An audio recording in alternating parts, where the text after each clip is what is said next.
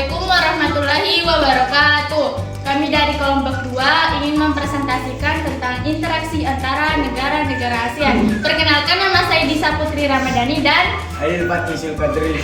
Saya Nur Anissa. Saya Sri Reskiafniati. Saya Farid. Saya Mati.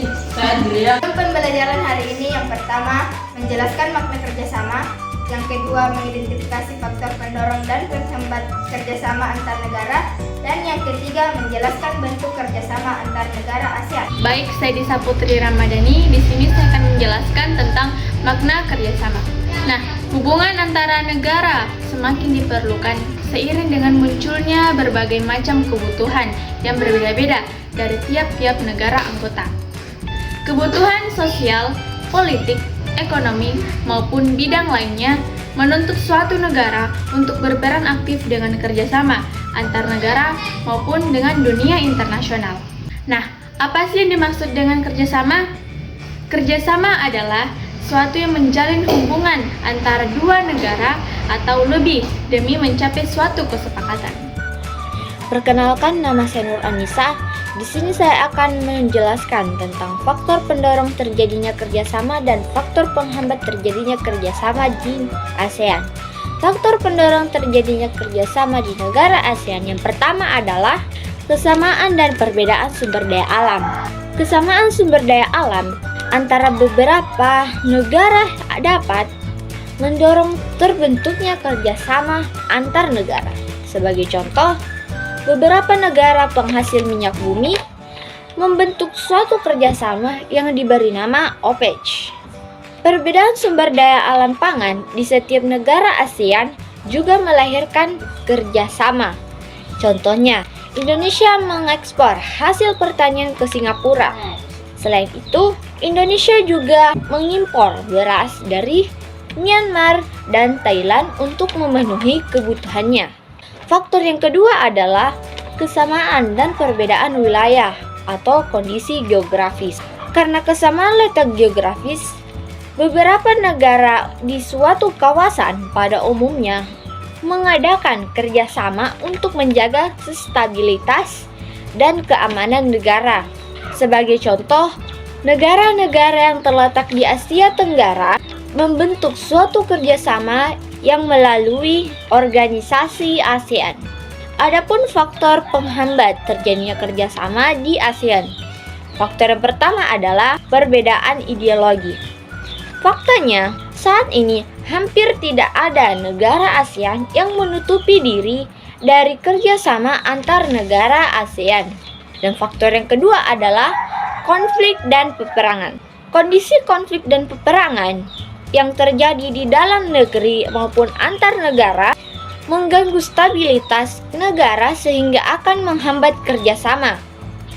Faktor yang ketiga adalah kebijakan protektif. Suatu negara yang menerapkan kebijakan protektif bertujuan melindungi kepentingan dalam negeri dan meningkatkan daya saing.